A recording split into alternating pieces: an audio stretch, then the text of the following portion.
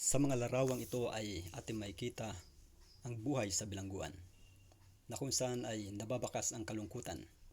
Kaya maraming tao na nasa bilangguan ang nagnanais na makalaya. Isa na rito ay ang tao na si Yoshi Shiratori ng Japan. Noong 1936, si Yoshi Shiratori ay nabilanggo dahil sa salang pagpatay na ipinipilit sa kaniyang ipaamin. Sa madaling salita ay napagbintangan itong si Yoshi Shiratori. Subalit siya ay nakatakas gamit ang isang kawad. Ngunit sa di kalaunan ay nahuli siya pagkalipas ng 3 araw. Nahuli siya sa isang ospital na nagnanakaw ng ilang mga gamit doon. Kaya dahil sa kaniyang pagtatangkang pagtakas ay siya hinatulan ng panghabang buhay na pagkabilanggo. Noong ikalawang digmaang pandaigdig taong 1942 ay siya inilipat sa Akita Prison, Japan, na kung saan ay mas maigting ang pagbabantay ng mga gwardya. Ang katumbas nito ay Alcatraz ng Amerika. Ngunit sa dakong ito ng Akita Prison, Japan ay nagkaroon pa rin ng pagkakataon si Yoshi Shiratori na makatakas gamit ulit ang isang kawad. At ito ay kaniyang matagumpay na naisagawa matapos na kaniyang hintayin ang magandang pagkakataon na kung saan ay nagkaroon ng bagyo. Nang siya makatakas na, ay nagpunta siya sa bahay nitong si Kobayashi na isang pinuno ng mga gwardya na nagpakita sa kaniya ng kabutihang loob noong siya ay naroon pa sa bilangguan. Ito ay makalipas ang 3 buwan. Subalit matapos na mag-usap itong si Kobayashi at si Shiratori ay ipinagbigay alam ni Kobayashi sa otoridad ang patungkol kay Shiratori, kaya si Shiratori ay dinakip sa kaniyang bahay. Matapos ang kanyang ikalawang pagtatangkang tumakas ay siya ay muling dinala sa Akita Prison. At pagkatapos nito ay inilipat din siya sa Abashiri Prison, Japan, na kung saan ay mas malamig at ito ay nasa hilagang bahagi ng Japan, doon sa Hokkaido. Makalipas ang ilang mga buwan ay nagkaroon mulit ng pagkakataon itong si Shiratori na makatakas sapagkat gamit ang sabaw ng sopas ay nagkaroon ng kalawang ang kaniyang mga posas at tanikala. Ito'y kaniyang ibinubuhos dahil sa kaniyang paniniwalang maglilika ng kalawang ang asin na naroon sa sopas. Kaya naging matagumpay siya sa kaniyang hangarin. Nang siya makatakas na ay naglagalag siya ng 2 taon sa kabundukan ng Abashiri, na kung saan ay nakasumpong siya ng isang lumang minahan na abandonado. Siya ay kumain ng mga prutas at mga kuneho. Matapos ang ikalawang digmaang pandaigdig ay bumaba siya sa Sapporo, Japan. Subalit dahil sa gutom ay siya ay kumain ng kamatis sa isang taniman at nakita siya ng may-ari nito. At dahil sa kanilang pagtatalo ay napatay niya ang may-ari ng kamatis at siya ay naibilanggo sa Sapporo Prison, Japan, taong 1945. Sa pagkakataong ito ay muling nagkaroon siya ng pagkakataon na makatakas sapagkat siya ay naghukay naman sa ilalim ng kaniyang higaan.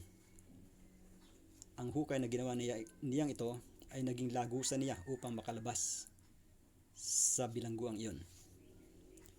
Kaya sa ika-4 na pagkakataon ay matagumpay na naman itong si Shiratori na nakatakas. Subalit taong 1948 ay nagbago ang isipan nitong si Shiratori. Nang siya ay alokin ng isang pulis ng sigarilyo ay nabagbag itong si Shiratori dahil sa ang sigarilyo sa panahon iyon ay mahal. At ang ginawang pag-aalok ng sigarilyo ng isang pulis ay itinuring niya na isang kagandahang loob. Kaya si Shiratori ay sumuko sa pulis at siya ay nagawaran ng mas mababang sentensya. at ang sentensyang panghabang buhay na pagkabilanggo ay naging 20 taong pagkabilanggo na lamang. Makalipas ang 20 taong pagkabilanggo ay nakamit ni Shiratori ang tunay na kalayaan. So dito sa karanasan ni Shiratori ay 4 na beses siyang nagtangkang tumakas at naging matagumpay naman ang kanyang pagtakas, subalit siya ay palaging hinahabol ng batas. Ngunit sa ikalimang pagkakataon na siya ay nakipagtagpo sa otoridad ay nakamit niya ang tunay na kalayaan dahil sa siya ay sumuko. Kaya ang mahalagang bahagi ng buhay ng isang tao ay ang pagsuko sa kapangyarihan. Kaya sa ating pag-aaral sa pagkakataong ito ay ating aalamin kung kanino tayo dapat na sumuko. Ang ating pag-aaral ay pinamagatang The Prisoners of Christ, ang mga bilanggo ni Kristo. Tayo pala ay maaring maging mga bilanggo ni Kristo. Dito sa Ephesians chapter 4 verse 1 ang sabi, I therefore the prisoner of the Lord beseech you that you walk worthy of the vocation wherewith ye are called. Si Pablo ay nagsabi na siya ay bilanggo ni Kristo. Kaya ang ating tatalakayin ngayon ay may kinalaman sa pagiging bilanggo ni Kristo. Hindi pala masama na maging bilanggo basta tayo ay bilanggo ni Kristo. What is it to become a prisoner of Christ? Ano bang ibig sabihin na maging bilanggo ni Kristo? Sabi dito sa Ministry of Healing 131 paragraph 1, when one surrenders to Christ, the mind is brought under the control of the law, but it is the royal law which proclaims liberty to every captive. By becoming one with Christ, man is made free. Subjection to the will of Christ means restoration to perfect manhood. Kapag isang tao ay nagsuko ng kanyang sarili kay Kristo, ay napapasailalim sa kautusan ang kanyang isipan. At ang kautosang ito ay ang tinatawag na kautosang moral, na ito ang nagpapahayag ng kalayaan sa bawat bihag ng kasalanan. Kapag sinunod natin ang utos ni Kristo, ay tayo napapalaya sa paggawa ng masama. Kaya tayo nagiging kaisa ni Kristo at nagiging isang taong ganap na malaya. Obedience to God is liberty from the thraldom of sin, deliverance from human passion and impulse. Man may stand conqueror of himself, conqueror of his own inclinations, conqueror of principalities and powers, and of the rulers of the darkness of this world, and of spiritual wickedness in high places. Ministry of Healing, page 131, paragraph 2. Sinasabi dito na ang pagsunod sa Diyos ay paglaya mula sa pagkaalipin ng kasalanan. At ang tao ay maaring maging manadagumpay sa kaniyang sariling mga kahinaan, sa kaniyang mga masasamang hilig, sa kaniyang mga masasamang gawi. Iyan ang ibig sabihin ng paglaya mula sa pagkaalipin sa kasalanan. Sa Fundamental of Christian Education, page 297, paragraph 3, life is a problem which we must individually work out for ourselves. No one can form a character for another. We each have a part to act in deciding our own destiny. We are God's free, responsible agents. Yan, tayo ay mayroong kalayaang pumili sangayon sa talatang ito. At bawat isa sa atin ang nagpapasya sa kung ano ang magiging ugali natin. Hindi natin pwede itong buuhin para sa iba. Fundamental of Christian Education, page 299, paragraph 1. Satan will permit those to have a degree of rest who are bound as slaves to his chariot, for they are his willing captives. But his enmity is aroused when the message of mercy reaches his bond slaves, and they seek to wrench themselves away from his power, that they may follow the true shepherd. Then it is that he seeks to bind them with additional chains to hold them in their captivity.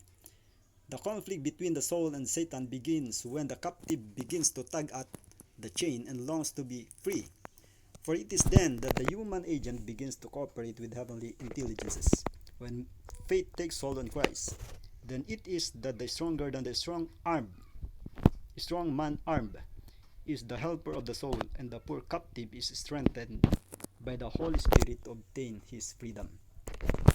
Sinasabi dito na hinahayaan ni Satanas na makapagpahinga ang mga tao na nasa ilalim ng kaniyang pamahala.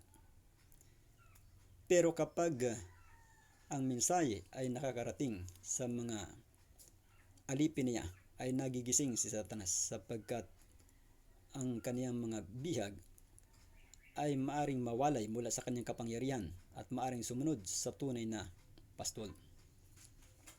Kaya kapag dumadating sa kanila ang mensahe, ay sinasabi dito sa quotation na ito, ay pinaiigting ni Satanas ang kanyang pagsisikap sa pamamagitan ng pagdadagdag ng mga tanikala na maaring humawak sa kanila sa kanilang pagkabihag. Ngunit kapag ang isang bihag ni Satanas ay nagpasimulang magnais na makalaya o makahilagpos sa tanikalang gumagapo sa kanya, ay doon nagsisimula ang pagkakaroon ng kalayaan. Sapagkat si Kristo ay siyang may kapangyarihang magpalaya sa isang taong alipin ng kasalanan. How does Christ provide us true freedom? Paano ay pinagkakaloob ni Kristo sa atin ang tunay na kalayaan? Sa Education 291 paragraph 2, the youth have an inborn love of liberty. They desire freedom, and they need to understand that these inestimable blessings are to be enjoyed only in obedience to the law of God. This law is the preserver of true freedom and liberty.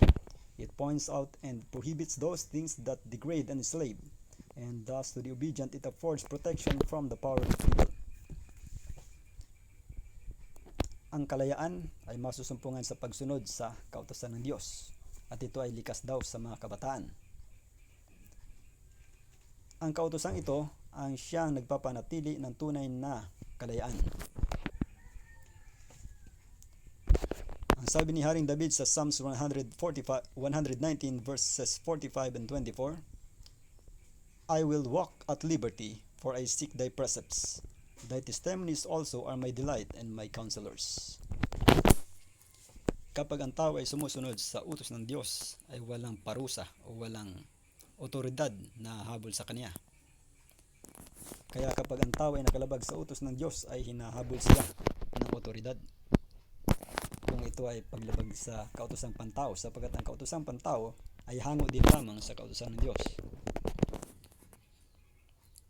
Kaya ang tunay na kalayaan ay masusumpungan kung susundin ang mga kautosan.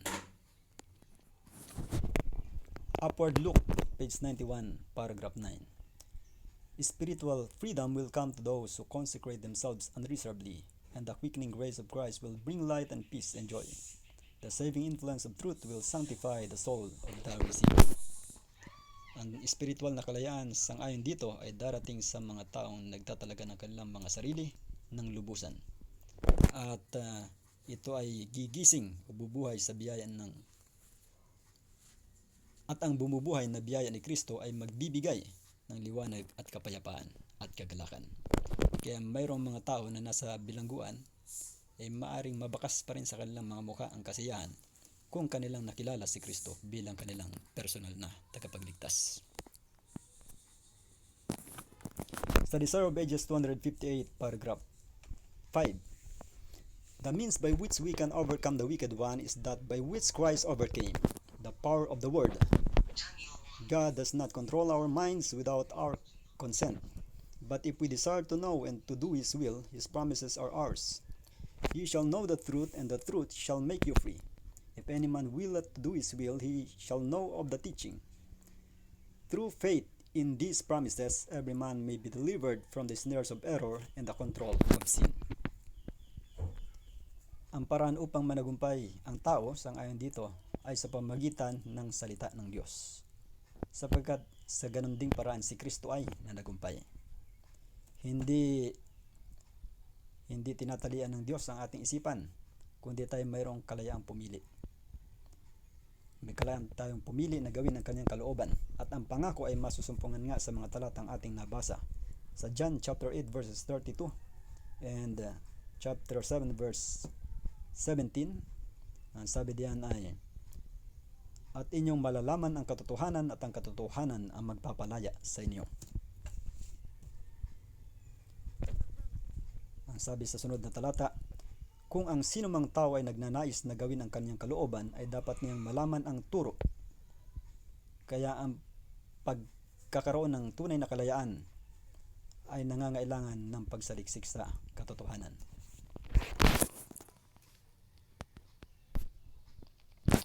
Dito sa Our High Calling page 321 paragraph 2 at sa Upward Look chapter page 241 paragraph 5 ay ganito ang sinasabi.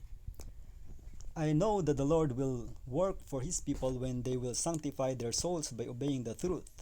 Then the whole being, body, mind, and soul will be in harmony with God. Loving God supremely and our neighbor as ourselves, we shall possess a freedom crowned with glory.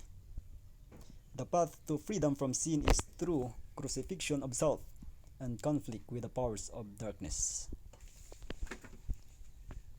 Sinasabi dito na ang pagpapakabanal ng kanilang mga kaluluwa sa pamamagitan ng pagsunod sa kautusan, sa katotohanan, ay gawain ng Panginoon para sa kanyang bayan. Ang pag-ibig sa Diyos ng higit sa lahat at sa ating kapwa na gaya ng sa ating sarili ay magdudulot ng malwalhating kalayaan. At ang daan tungo sa kalayaan mula sa kasalanan ay sa pamamagitan ng pagpako ng ating mga sarili. Hindi ito yung literal na pagpapako ng sarili na kagaya ng ginagawa ng iba, na kapag mahal na araw ay mayroong mga taong nagpapabugbog ng kanilang sarili, nag-aantipo at nagpapapako sa cross, na kung gagawin daw ito ay mababawasan ang kasalanan. Subalit ito ay hindi ang tunay na pagpapako ng sarili, kundi ang pagsusuko ng ating sarili sa ating Panginoon. Are you happy to become prisoners of Christ? Masaya ba kayo na maging mga bilanggo ni Kristo? Ang sabi dito sa Our High Calling page 33 paragraph 4, we may walk in the enjoyment of the truth. It need not be to us a yoke of bondage, but a consolation, a message to us of glad tidings of great joy, animating our hearts and causing us to make melody in our hearts unto God. Through patience and comfort of the Scriptures, we have hope. The Christian hope is not gloomy, comfortless. Oh no, no. It does not shut us up in a prison of doubts and fears. The truth makes free those who love and are sanctified through it. They walk in the glorious liberty of the sons of God. So, ibig sabihin pala, kapag tayo ay mga bilanggo ni Kristo, ay hindi ito magdudulot sa atin ng kalungkutan, katulad ng ating nakita kanina sa mga larawan, na ang mga nabibilanggo dito sa sanlibutan ay nababakas sa kanilang mga muka ang kalungkutan. Ngunit kung tayo magiging mga bilanggo ni Kristo, sangayon sa ating nabasang ito, ay mayroong kaligayahan, sapagkat kay Kristo ay naroon ang tunay na kalayaan. Ang katotohanan ang nagpapalaya sa mga umiibig at napapabanal sa katotohanan. Sa Our High Calling page 41 paragraph 3, ang sabi ganito, Satan may try to bind you to his car or chariot as a helpless soul, but shout in victory that Christ has made you a free man. Do not dishonor God by one expression of inefficiency and inability to overcome fully, entirely, and gloriously through Jesus Christ, who has died to redeem you and make you a free man. Conquer, yes, conquer. Put your will every moment on the side of God's will. Think hopefully and courageously. In faith, cry out against Satan, and looking unto Jesus, who is the author and finisher of your faith, say, Jesus, my Redeemer, I am weak. I cannot do anything without thy special help. I hang my helpless soul on thee. Then let your imagination dwell on the thought that you are in the presence of Jesus, walking with God, your life hid with Christ in God. Then you will not glorify Satan by imagining yourself weak and helpless. Ang sabi dito ay huwag tayong mag-isip na tayo may hina, kundi ating isipin na tayo mayroong kalakasan na si Jesucristo, sapagkat kung ating isipin tayo mahina, ay totoong tayo mahina sa ating sarili, subalit kung tayo'y mananampalataya kay Kristo na siya ang ating kalakasan, ay magkakaroon tayo ng tagumpay. Kaya sinasabi dito na huwag nating isipin na tayo'y tao lamang na nagkakamali. Iyon ay totoo na tayo'y nagkakamali, subalit kung tayo'y magtitiwala sa kalakasan ni Kristo ay maaari tayong managumpay. Kaya ang sabi dito ay think hopefully and courageously. So tayo mag-isip na puno ng pag-asa at puno ng lakas ng loob. Marami sa ating kapanahonan na nagsasabi, ugali ko na ito, hindi ko na ito pwedeng baguhin. Ako ipinanganak ng ganito, pero hindi pala iyon maidadahilan sapagkat si Kristo ay mayroong layunin na tayo ay maging mananagumpay.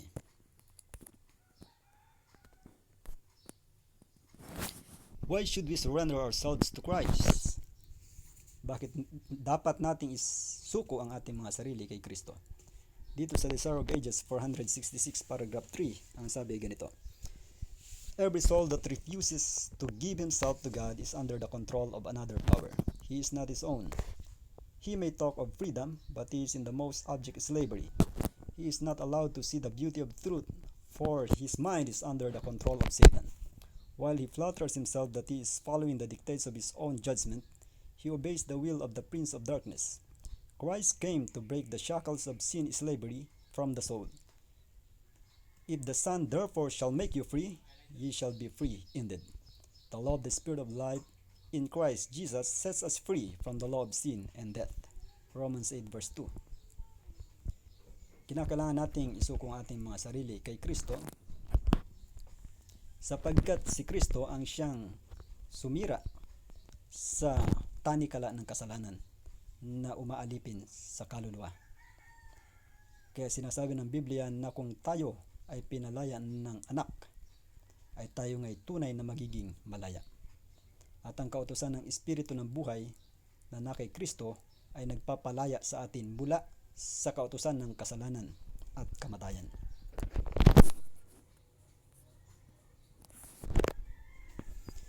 Sa Desire of Ages 466 paragraph 4, in the work of redemption there is no compulsion. No external force is employed. Under the influence of the Spirit of God, man is left free to choose whom he will serve. In the change that takes place when the soul surrenders to Christ, there is the highest sense of freedom. The expulsion of sin is the act of the soul itself. True, we have no power to free ourselves from Satan's control. But when we desire to be set free from sin, and in our great need cry out for a power out of and above ourselves, the powers of the soul are imbued with the divine energy of the Holy Spirit, and they obey the dictates of the will in fulfilling the will of God. Ayon sa ating nabasa ay sinasabi na walang pamimilit sa gawain ng pagtubos o pagliligtas. Kaya ang Diyos ay hindi namimilit sa sinumang tao. Ang sa dito ay walang pagpipilit na ginagamit sapagkat si Kristo bilang mabuting pastor ay hindi namimilit. Kung ating ihahambing ang pastol ng tupa sa pastol ng itik ay magkaiba. Dito sa ating bansa ay hindi uso ang pagkakaroon ng pastol ng tupa. Subalit sa ibang bansa ay mayroong mga pastol ng tupa. Sang-ayon sa mga pastol ng tupa at sa mga naitala, ang pastol ng tupa ay lumalakad at sumusunod ang mga tupa. Pero dito sa ating bansa, ang pastol ng itik ay nasa hulihan at ang nauuna ay ang mga itik. Sapagkat ang mga itik ay hindi sumusunod sa kanilang pastol, kundi kailangan pang pilitin para lumakad sa direksyon na nais na tunguhin ng pastol. Kaya ang mga tupa naman, kung ating ihahambing, ay sumusunod sa kanilang pastol. Kaya si Kristo, ang siyang mabuting pastol o mabuting pastor, ay siya'y nauuna at ang kanyang mga anak ay sumusunod sa kanya. Ang sabi sa sunod na bahagi, under the influence of the Spirit of God, man is left free to choose whom he will serve. Kaya sa ilalim ng impluwensya ng Espiritu ng Diyos, ang tao ay hinahayaang maging malaya na piliin kung sino ang kaniyang paglilingkuran. Ang Diyos ay hindi nananakot, kundi kanyang ipinapakita ang kanyang pag-ibig sa tao na malayang sundin ng tao Kung siya naman ay hindi susunod, ay pag-ibig pa rin para sa tao na siya ay puksain. Sapagkat kung siya ay dadalhin sa langit, ay hindi rin siya magiging masaya. Sapagkat doon ay walang mga gawang hindi nakalulugod sa Panginoon. Anong klaseng kalayaan ang pagsuko kay Kristo? Sangayon sa ating nabasa, when the soul surrenders to Christ, there is the highest sense of freedom. Kapag ang isang kaluluwa o ang isang tao ay sumuko kay Kristo, ay mayroong pinakamataas na uri ng kalayaan. Kaya ang isang tao ay maaaring nasa bilangguan, katulad ni Jose na nabilanggo noon. Itong si Jose na anak ni Jacob ay mayroong tunay na kalayaan. Mayroon siyang panatag na kaisipan bagaman siya nasa loob ng bilangguan, sapagkat siya ay mayroong Kristo sa kanyang puso. Kaya iyon ang tunay na kalayaan.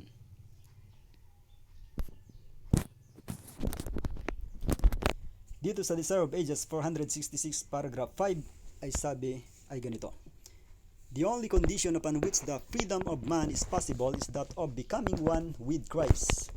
The truth shall make you free, and Christ is the truth. Sin cannot triumph only by enfeebling the mind and destroying the liberty of the soul. Subjection to God is restoration to one's thought, to the true glory and dignity of man. The divine law to which we are brought into subjection is the law of liberty. James chapter 2 verse 12.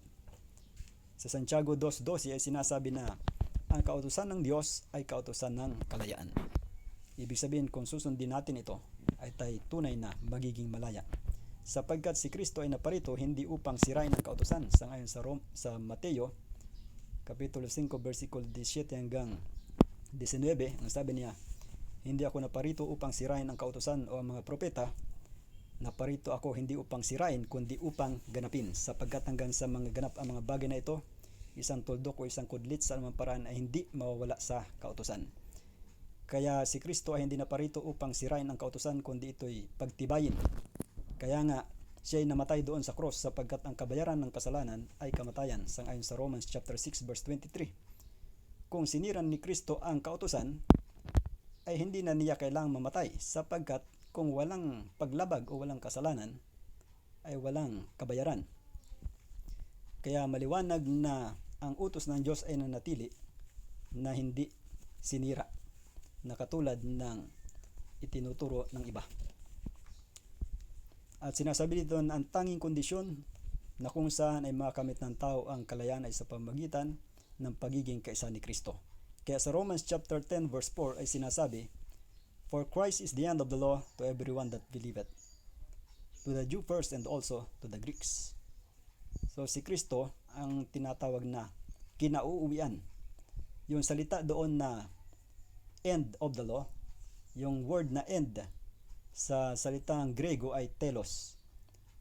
Hindi ibig sabihin ng telos ay katapusan, kundi ang ibig sabihin ng telos ay object, purpose, aim. Ibig sabihin si Kristo ang aim ng kautusan, sapagkat si Kristo ay perpekto. Ang kautusan ay perpekto. Si Kristo ang siyang nagkatawang tao na nakasunod ng sakdal sa kautusan. Kaya siya ay tumatayong kinatawan ng sangkatauhan. Kaya kung ang sino man tao ay mananampalataya kay Kristo, ay maibibilang din siyang matuwid. Hindi sa pamamagitan ng kaniyang pagsunod sa kautusan, kundi sa pamamagitan ng katuwiran ni Kristo. Kaya ang tunay na kalayaan ay makakamit natin kung tayo mananampalataya kay Kristo na siya ang ating abogado.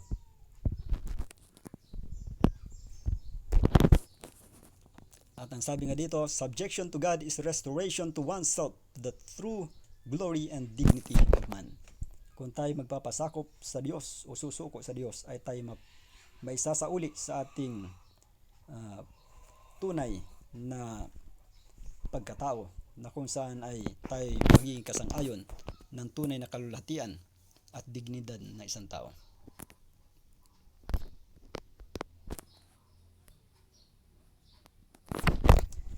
Sa Christ Object Lesson 419 paragraph 6 ay ganito ang sinasabi. When Christ reigns in the soul, there is purity, freedom from sin. The glory, the fullness, the completeness of the gospel plan is fulfilled in the life. The acceptance of the Savior brings a glow of perfect peace, perfect love, perfect assurance. The beauty and fragrance of the character of Christ revealed in the life testifies that God has indeed sent His Son into the world to be its Savior. Kapag si Kristo ay naghahari sa kaluluwa ay mayroong kadalisayan at kalayaan mula sa kasalanan. Kaya ito ang mabuting balita kung tayo bilanggo ni Kristo ay mayroon tayong tunay na kalayaan.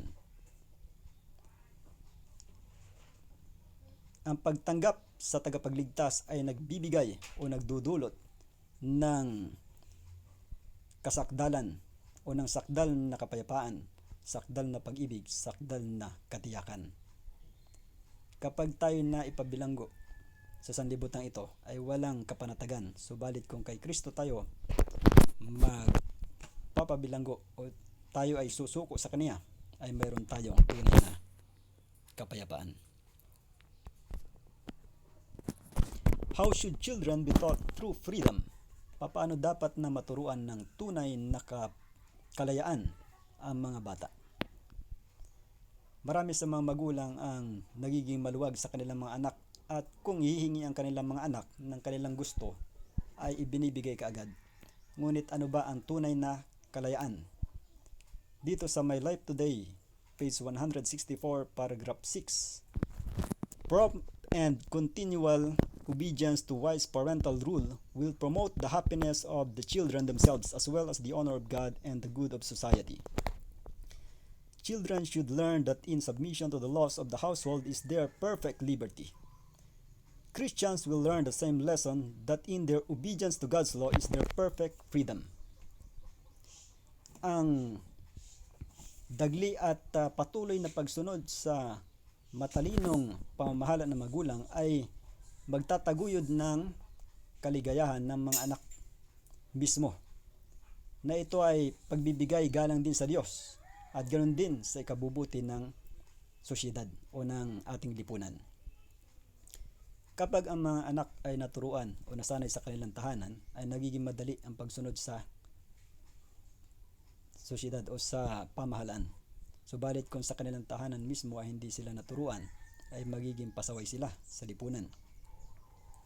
Kaya sa dito, dapat matutunan ng mga bata na sa kanilang pagsunod o pagpapasakop sa mga batas ng tahanan ay matatamo nila ang kanilang sakdal na kalayaan. Minsan ang mga bata kapag sila ay pinagigpitan at ayaw bigyan ng kalayaan sa sarili nilang gusto ay nakakaramdam sila na sila ay parang pinagkakaitan ng kalayaan. Subalit sang-ayon dito ay iyon ang tunay na kalayaan kung sila ay magpapasakop sa mga batas ng kanilang tahanan. At iyon din ang matututunan ng mga Kristiyano na sa kanilang pagsunod sa utos ng Diyos ay naroon ang kanilang sakdal na kalayaan. Sa Biblia ay mayroong tinatawag na prodigal son o ang alibughang anak. Sa Child Guidance 271, paragraph 2 ay ganito ang sinasabi. Too much freedom makes prodigal sons. Ang labis na pagbibigay laya ay dumilika ng maraming mga anak na alibugha o mga alibughang anak. The reason the children do not become godly is because they are allowed too much freedom. Their will and inclination is indulged. Many prodigal sons become such because of indulgence in the home, because their parents have not been doers of the word. The mind and purpose are to be sustained by firm, undeviating, sanctified principles. Consistency and affection are to be enforced by a lovely and consistent example. Ang dahilan kung bakit maraming mga anak ang hindi nagiging makadiyos ay dahil sa sila'y labis na binibigyan ng kalayaan. At ang sabi dito, ang kanilang isipan at mga hilig ay pinagpapasasa o pinagpapakabuyo o labis na pinagbibigyan. Maraming mga alibugang anak ang nagiging gayon dahil sa pagpapasasa sa tahanan. Dahil ang kanilang mga magulang ay hindi rin tagasunod ng salita o ng salita ng Diyos. Kaya sinasabi dito na dapat na mabigyan diin ang pagiging consistent o yung patuloy at ang pagmamahal sa pamamagitan ng isang kaibig-ibig at patuloy na halimbawa. Sapagat kung sasabihin ng magulang sa kaniyang anak, anak, huwag kang magsigarilyo, bata ka pa, pero ang ama ay nagsisigarilyo, sasabihin ng anak, pwede pa lang magsigarilyo basta tapos na o nasa ustong gulang na. Kaya merong kanta yung sa pag-inom nang siya daw ay matanda na, ay pwede na siyang uminom ng serbisa. Hindi yon ang sinasabi ng banal na kasulatan, kundi dapat maging consistent o patuloy ang halimbawa ng magulang. Dito sa Education 291 paragraph 1, ang sabi ganito: Fools make a mock at sin. Proverbs 14 verse 9. We should beware of treating sin as a light thing. Terrible is its power over the wrongdoer. His own iniquity shall take the wicked himself, and he shall be holden with the cords of his sins. Proverbs chapter 5 verse 22. The greatest wrong done to a child or youth is to allow him to become fastened in the bondage of evil habit. Yan. Sinasabi dito na ang pinakamasamang maaring gawin sa isang bata o kabataan ay ang pahintulutan siya na maging siya ay magapos sa pagkaalipin sa masamang kasanayan. So sa pagkabata pa lamang ay kinakailangan ng masanay na maturuan ang mga bata sa tamang kaugalian.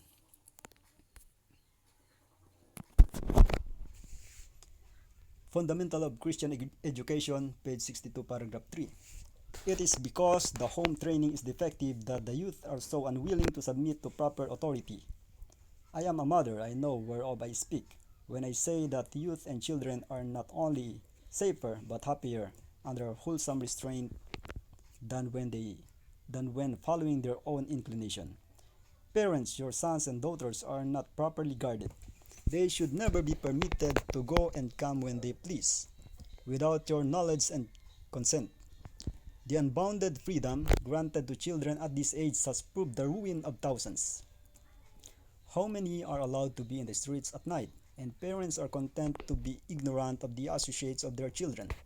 Too often, companions are chosen whose influence tends only to demoralize. So dito ay binabanggit na dahil sa depektibong pagsasanay sa tahanan, kaya marami sa mga kabataan ang hindi nagnanais na magpasakop sa tamang otoridad. At binanggit dito ng isang ina na alam niya kung ano ang kalagayan ng mga kabataan, na alam niyang higit silang magiging ligtas kung sila ay hindi bibigyan ng masyadong kalayaan o hindi sila pagbibigyan sa kanilang sariling kagustuhan. Meron ilang mga kabataan na sinasabi dito na sila ay binibigyan masyado ng laya na maging gabi na ay sila ay naroon pa sa lansangan. At hindi alam ng mga magulang ang kanilang mga nakasalamuha. What is true freedom? Our High Calling 138, paragraph 4. The only freedom a finite will can enjoy consists in coming into harmony with the will of God, complying with the conditions that make man a partaker of the divine nature. Ang tunay na kalayaan, sangayon dito, na maaring maabot o matamasa ng ating kaunawaan ay ito'y masusumpungan sa pagiging kaayon ng kalooban ng Diyos. Pagtupad sa mga kondisyon na kung saan ay maaaring maging kabahagi ng makalangit na likas ang isang tao. Sa In Heavenly Places, page 142, paragraph 2. The soul that cherishes the love of Christ is full of freedom, light, and joy in Christ. In such a soul there are no divided thoughts. The whole man yearns after God. He goes not to men for counsel, to know what is duty, but to the Lord Jesus, the source of all wisdom. He searches the Word of God that he may find out what standard has been set up. Ang kaluluwa na nagmamahal o nagpapahalaga sa pag-ibig ni Kristo ay puspos ng kalayaan, liwanag at kagalakan kay Kristo. Sa ganiyang uri ng kaluluwa ay walang hating pag-iisip. Ibig sabihin ay buo ang kaniyang pagpapasya. At ang kaniyang buong pagkatao ay nananabik sa Diyos. Hindi siya nagdadalawang isip. Hindi siya sumasandal o hindi siya umaasa sa payo ng tao, kundi siya ay lumalapit sa Panginoong Hesus bilang pinagmumulan ng lahat ng kaalaman. Kanyang sinasaliksik ang mga salita ng Diyos na kung saan ay maaari niyang masumpungan ang pamantayan na naitakda. Desire of Ages 258, paragraph 6. Every man is free to choose what power he will have to rule over him. None have fallen so low, none are so vile, but that they can find deliverance in Christ. The demoniac in place of prayer could utter only the words of Satan. Yet the heart's unspoken appeal was heard. No cry from a soul in need, thought it fail of utterance in words will be unheeded. Those who will consent to enter into covenant relation with the God of heaven are not left to the power of Satan or to the infirmity of their own nature. They are invited by the Savior, let him take hold of my strength, that he may make peace with me, and he shall make peace with me. Isaiah chapter 27, verse 5. The spirits of darkness will battle for the soul once under their dominion, but angels of God will contend for that soul with prevailing power. The Lord says, shall the prey be taken from the mighty, or the lawful captive delivered? Thus saith the Lord, even the captives of the mighty shall be taken away, and the prey of the terrible shall be delivered. For I will contend with him that contendeth with thee, and I will save thy children. Isaiah chapter 49, verse 24 and 25. Ang sabi dito, bawat tao ay malayang pumili kung anong kapangyarihan ang mamamahala o maghahari sa kaniya. Walang tao na napakasama o yung tinatawag na pusakal na kriminal o pusakal na makasalanan. Maging ang mga taong nabilanggo na nabansagan na mga pusakal na mga bilanggo o pusakal na mga kriminal ay hindi sila abandonadong mga tao, kundi sila ay mayroong pag-asa at ito'y na kay Kristo. Maging doon sa panahon ni Kristo sa Capernaum o isang lugar doon sa Israel ay mayroong isang taong nasapian na masamang espiritu, subalit iyon ay pinalaya ni Kristo. At ang taong biktima ng masamang espiritu ay may pagnanais na makalaya sa masamang espiritu sapagkat nagdurusa ang kaniyang katawan dahil sa masamang espiritu na sumanib sa kanya. Subalit siya ay nagkaroon ng kalayaan nang si Kristo ay dumating sa kaniyang buhay. Kaya ang sabi dito sa Isaiah 27 verse 5, let him take hold of my strength, that he may make a peace with me, and he shall make peace with me. Ang sabi sa talatang ito ay siya manghawak sa kalakasan ni Kristo o ng Diyos, sapagkat magkakaroon siya ng kapayapaan sa kaniya. At ang mga naging bihag ng kaaway ay maaaring mapalaya kung kanilang kikilalanin si Kristo bilang tagapagtanggol at tagapagligtas. Is there hope for the captives of Satan? Meron bang pag-asa para sa mga bihag ni Satanas? Sangayon sa Desire of Ages 258, paragraph 4. Secret sin or master passion may hold him a captive as helpless as was the demoniac of Capernaum. Yet his condition is not hopeless. Ang lihim na kasalanan o naghaharing masamang hilig ay maaring bumihag sa isang tao at maaring gawin siyang alipin na walang lakas katulad ng taong inalihan ng masamang espiritu doon sa Capernaum. Subalit ang kaniyang kalagayan ay hindi walang pag-asa. Ibig sabihin ay mayroon pa rin pag-asa maging ang taong sinapian ng masamang espiritu. At ang sabi sa Testimonies Volume 6, page 279, paragraph 3, often the hearts of men will harden under rebuke, but they cannot withstand the love expressed toward them in Christ. We should bid the sinner not to feel himself an outcast from God. Bid the sinner look to Christ, who alone can heal the soul leprous with sin. Reveal to the desperate, discouraged sufferer that he is a prisoner of hope. Let your message be, behold the Lamb of God which taketh away the sin of the world. Itong huling talata ay binanggit ni Juan sa John 1 verse 29. Ang sabi doon, nang kinabukasan nga ay nakita ni Juan si Jesus na lumalapit sa kaniya at kaniyang sinabi, narito ang kordero ng Diyos na nag-aalis ng kasalanan ng sanglibutan. Kaya dito sa quotation na ito ay binanggit na kadalasan ang mga puso ng tao ay nagiging matigas kapag sinasaway. Minsan ay kapag sinaway ang tao ay higit pang tumitigas at ang puso at nagiging mapagtanggol sa sarili. Subalit hindi kayang pigilan ng tao ang pag-ibig na ipinapahayag sa kanila na ito'y na kay Kristo. Kaya doon sa karanasan din ni Yoshi Shiratori ay naantig ang kanyang puso nang pagpakitaan siya ng kabutihan ng isang pulis kahit siya ay sumuko. Bagaman hindi natin nais na sabihin na yung sigarilyo ang nagpabago sa kanya, kundi yung naging magandang ugali ng pulis sa kanya na naging mapagbigay ang umantig sa kanyang puso, kaya siya ay nagkusang sumuko sa otoridad.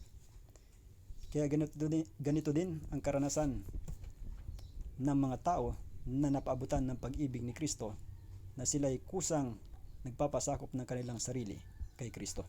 Kaya ang sabi dito, we should bid the sinner not to feel himself an outcast from God. Dapat nating sabihin sa makasalanan na huwag niyang isiping siya ay itinaboy ng Diyos, sapagkat maraming mga tao nagsasabi o nag-iisip na sila ay wala ng pag-asa at sila ay itinaboy na ng Diyos, maaring dahil sa bigat ng kasalanan na kanilang nagawa. Ang sabi dito, bid the sinner look to Christ, who alone can heal the soul leprous with sin. Ating sabihin sa makasalanan na siya tumingin kay Kristo, na si Kristo lamang ang tanging makapagbibigay ng kagalingan sa taong nagkaroon ng ketong ng kasalanan. Sa panahon ng mga Israelita noon, ang sakit na ketong o leprosy ay itinuturing na napakatinding sakit na kung saan ay walang kagalingan.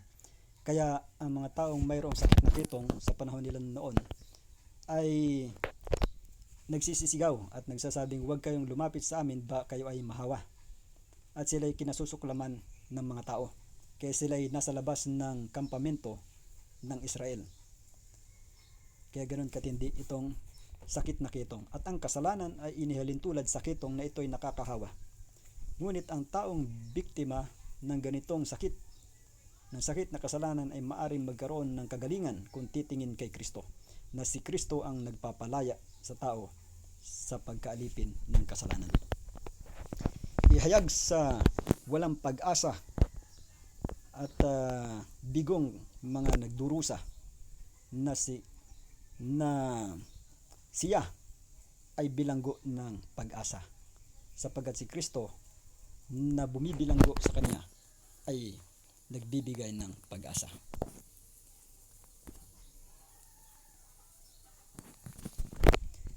Sa Faith and Works, page 117, paragraph 3, ay ganito ang sinasabi. God could not alter one jot or tittle of His holy law to meet man in his fallen condition, for this would reflect discredit upon the wisdom of God in making a law by which to govern heaven and earth. But God could give His only begotten Son to become man's substitute and surety, to suffer the penalty that was merited by the transgressor, and to impart to the repentant soul His perfect righteousness. Christ became the sinless sacrifice for a guilty race, making men prisoners of hope, so that through repentance toward God, because they had broken His holy law, and through faith in Christ as their substitute, surety, and righteousness, they might be brought back to loyalty to God and to obedience to His holy law. Malinaw ang pagkasabi dito na hindi maaring baguhin ng Diyos ang kahit isang tuldok o kudlit ng kaniyang banal na kautusan. upang maabot lamang ang tao sa kanyang kalagayan na makasalanan kasi nagkasala ang tao sa utos ng Diyos. Kaya sabi sa Romans chapter 3 verse 23, Romans chapter 6 verse Romans 6:23, ang kabayaran ng kasalanan ay kamatayan. Yun ay malinaw na hatol sa taong nagkasala. Pero hindi nais ng Diyos o hindi pwedeng gawin ng Diyos na baguhin ang kanyang utos. Kaya si Kristo ay nagkatawang tao upang patunayan na maaring masunod ang kautusan sa pagiging tao. Kaya siya ay naging representative ng sangkatauhan.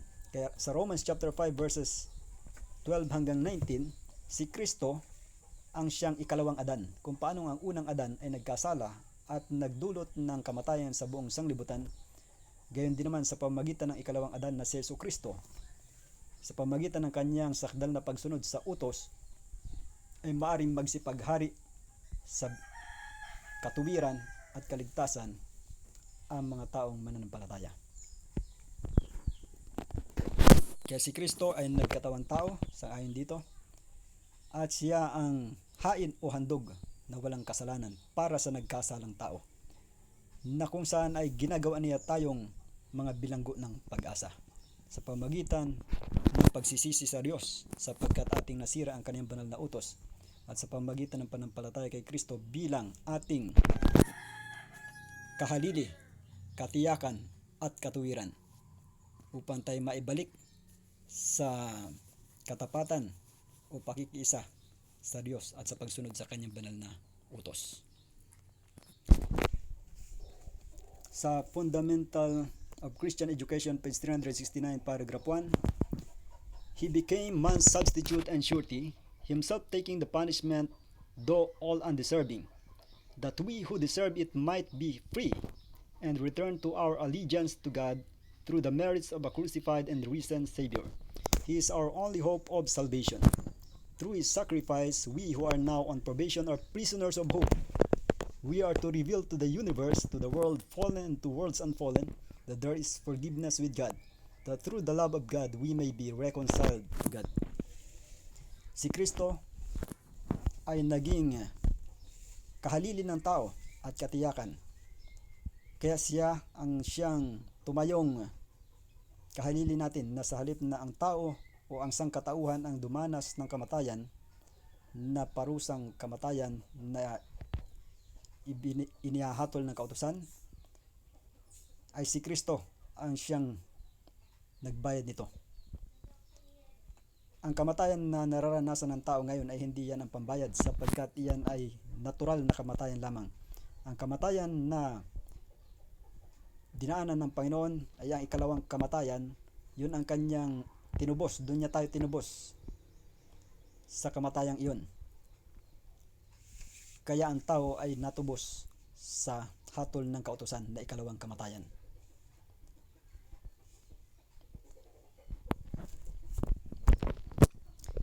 At kung tayo'y mananampalataya sa ginawa ni Kristo, sabi dito ay tayo maaring maging malaya, at tayo tinatawag na mga bilanggo ng pag-asa. Sa Testaments Volume 6, page 418, paragraph 2, there is no excuse for the faith of our churches to be so faint and feeble. Turn you to the stronghold, ye prisoners of hope. Zechariah chapter 9, verse 12. There is strength for us in Christ. He is our advocate before the Father. He dispatches his messengers to every part of his dominion to communicate his will to his people. Ang sabi dito ay walang maidadahilan walang maidadahilan na ang ating panampalataya ay maging matamlay at mahina, sapagkat tayo ay inuutusan na tumingin o bumaling sa ating malakas na muog o sa ating muog bilang mga bilanggo ng pag-asa. Sa panahon noon ng matandang Israel, kapag ang isang tao ay nakagawa ng kasalanan, ay tumatakas siya sa sunod na lungsod. At sa sunod na lungsod ay kapag nalampasan niya ang boundary o hangganan, hindi na siya maaring habulin pa ng mga kamag-anak ng taong kaniyang napatay. Kaya yun ang tinatawag na City of Refuge sa panahon ng matandang Israel. Ang City of Refuge ay kumakatawan din kay Kristo na ang taong nagkasala ay maaaring makasumpong ng kaligtasan kung siya ay lalapit kay Kristo.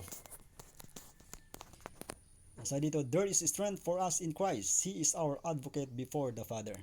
Ang ating kaligtasan ay na kay Kristo sapagkat siya ang ating abogado sa harap ng Ama. Testaments Volume 8, page 12, paragraph 1. Turn to the Lord, ye prisoners of hope. Seek strength from God, the living God. Show an unwavering, humble faith in His power and His willingness to save. From Christ is flowing the living stream of salvation. He is the fountain of life, the source of all power. When in faith we take hold of His strength, He will wonderfully change the most hopeless, discouraging outlook. He will do this for the glory of His name. Kaya walang imposible sa ating Panginoon. Ang sabi dito, siya ang pinagmumulan ng lahat ng kapangyarihan.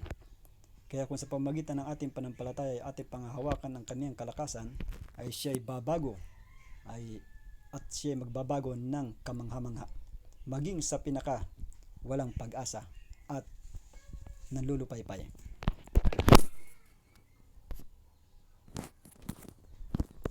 Sa Review and Herald, July 7, 1891, paragraph 6, the religion of many is altogether too comfortable, too easy. They seem to think that if they copy the life of their neighbors, they will be safe. I tell you, we are not safe in copying anyone but Jesus. Christ is the way, the truth, and the life. Thank God, probation is not ended, and we are prisoners of hope. There is need of a daily self-examination, daily humiliation, daily learning at the foot of the cross. It is essential that we feel our need, our shortcomings, our failures, and trust fully in Christ. Sinabi dito na ang relihiyon ng marami ay tila napaka-komportable. Kumbaga ay hayahay, sabi pa sa Bisaya. Sila ay nag-iisip na gusto lamang nilang gayahin ang buhay ng kanilang mga kapwa. At sa gayong paraan ay sila ay panatag na. Subalit sinasabi dito, hindi tayo ligtas sa pagkopya ng iba liban kay Jesus. Hindi natin pwedeng gayanin ang ating kapwa sapagkat ang ating kapwa ay hindi perpekto. Ang ating sakdal na huwaran ay si Jesus. Sabi dito, si Kristo ang daan, ang katotohanan at ang buhay. Ating pasalamatan ang Diyos sapagkat ang pagkakataon na hindi pa natatapos, tayo ay mga bilanggo ng pag-asa. Ang sabi nga, habang buhay, mayroong pag-asa. At sinasabi rin dito na mayroong pangailangan ng pang-araw-araw na pagsusuri ng sarili. Araw-araw na pagpapakumbaba sa sarili, araw-araw na pag-aaral sa paanan ng cross. Ano ibig sabihin ng pag-aaral sa paanan ng cross? Ito ay ang susuri ng buhay ng ating Panginoong Hesus na kung saan ay tayo iniligtas mula sa kasalanan at pinalaya sa pagkaalipin sa kasalanan. Dapat din nating maunawaan at madama ang ating pangailangan, ang ating mga pagkakamali, ang ating mga kabiguan, at tayo magtiwala ng lubusan kay Kristo sapagkat kung hindi natin ito madadama o madarama ay hindi tayo mangailangan ng tagapagligtas na sa atin ay magpapalaya mula sa kasalanan. Signs of the Times, September 16, 1889, paragraph 4. The proclamation of Christ on the cross, it is finished, tells you that you are prisoners of hope. There are many who idolize feeling, but your hope is not founded upon feeling. It is founded on the Word of God. Has not God given you abundant evidences of His love? I point you to Calvary. The light of the cross should dispel every doubt from your mind. God loves you and He wants to save you. You should cling to the Mighty One and lay hold on the merit of a crucified and risen Savior. He is your perfection. He has brought you His righteousness at infinite cost.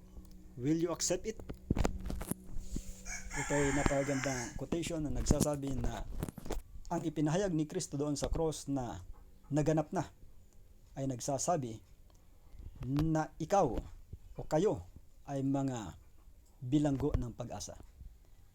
Marami ang ginagawang Diyos-Diyosan ang kanilang damdamin o sumasandig sa kanilang damdamin. Subalit ang iyong damdamin subalit ang iyong pag-asa ay hindi nakasandig sa damdamin. Ito ay nakasandig sa salita ng Diyos, sapagkat ang damdamin ng tao ay maaring magbago, subalit ang salita ng Diyos ay hindi nagbabago. Ang salita ng Diyos ay mayroong saganang mga pangako ng katibayan ng kaniyang pag-ibig. Kaya sinasabi dito, I point you to Calvary. Bakit doon sa Kalbaryo tayo itinuturo? Sapagkat doon sa Kalbaryo ay naipakita ang sakdal na katibayan ng pag-ibig ng Diyos na ibinigay niya ang kanyang bugtong na anak upang ang tao ay matubos mula sa kasalanan at mapalaya sa pagkaalipin sa kasalanan. Yan sa dito, iniibig ka ng Diyos at nais niya na ikaw ay iligtas. Dapat kang manghawak sa makapangyarihan at iyong panghawakan ang kagalingan ng isang napako at nabuhay na tagapagligtas. Siya ang iyong kasakdalan. Ikaw ay kaniyang dinala ng kaniyang katuwiran. Ikaw ay pinagkalooban niya ng kaniyang katuwiran na kaniyang tinamo sa halaga na hindi masukat. Ito ba'y nais mong tanggapin? Iyan ang panghuling tanong na iniiwan sa atin. Dito sa Manuscript Releases, Volume 4, page 343, paragraph 2. We are looking beyond time. We are looking to eternity. We are trying to live in such a way that Christ can say, "Well done, good and faithful servant." Let us live, every one of us, in that way. We may make mistakes, we may err, but God will not leave us in error. If we sin, we have an advocate with the Father, Jesus Christ the righteous. There is no hope for us. We are prisoners of hope. Let us grasp the rich promises of God. Tayo ay tumitingin sa dako paroon. Sa dito ay meron tayong hinihintay na panahon. Kaya ang ating tinitingnan ay ang pangwalang hanggan. Hindi tayo tumitingin lamang sa pangkasalukuyan na katulad ng ipinapalagay ng iba na sapat na ang maging mayaman o sagana sa sanglibutan ito, kundi ang ating tinatanaw ay ang pangako na ating masusumpungan sa banal na kasulatan na sinabi din ni Kristo, "Well done, good and faithful servant." At ang sabi dito, maaaring tayo magkamali, subalit tayo hindi pinababayaan ng Diyos sa pagkakamali. Kung tayo nagkakasala ay mayroon tayong tagapamagitan sa Ama, si Jesucristo ang matuwid. Mayroong pag-asa para sa atin. Tayo ay mga bilanggo ng pag-asa. Kaya ating panghawakan ang saganang mga pangako ng Diyos.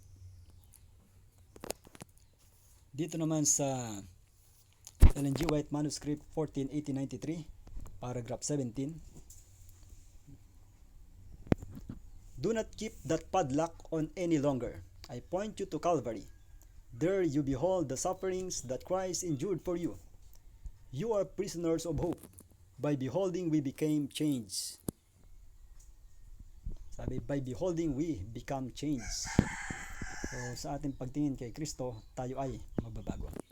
Kaya sa diyan, yung ating puso ay huwag nating hayaang nakasara, kundi ating buksan at patuloyin. Ating patuloyin si Kristo na siyang magbibigay sa atin ng kalayaan. Doon sa Kalbaryo ay ating mamamasdan o ating maaalala ang mga pagdurusa ni Kristo para sa atin. At tayo ay mga bilanggo ng pag-asa. Kung bilanggo ng pag-asa, ay tayo mayroong pag-asang mabago. At ang panghuli itong sa Zechariah chapter 9 verse 12.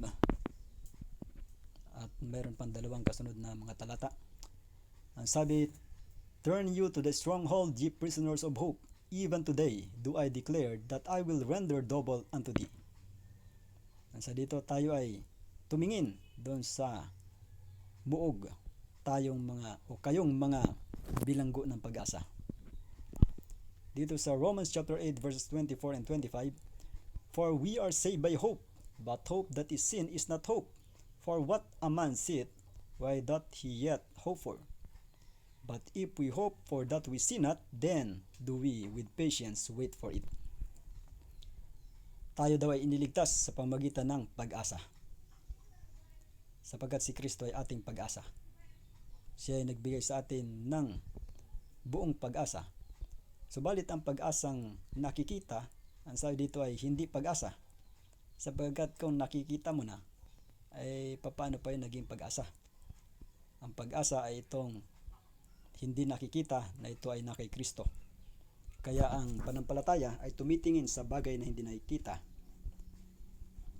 Sangayon sa Hebreo chapter 1, ang panampalataya ay pagtingin sa mga bagay na hindi nakikita, na ito ay inilaan ng Panginoon para sa atin. At kung hindi nakikita, ang sa dito ay tayo'y matiyagang naghihintay para dito. John chapter 8 verse 36, if the Son therefore shall make you free, ye shall be free indeed. Kung kayo palalayain ng anak, ay tunay ngang kayo'y magiging malaya. Ito ang magandang pangako na binanggit sa huling bahagi ng ating pag-aaral, na kung saan si Kristo ang nagbibigay ng tunay na kalayaan sa bawat tao. Kaya hanggang dito ang ating pag-aaral patungkol po sa tunay na kalayaan, na kung tayo bilanggo ni Kristo ay tayo tunay na malaya.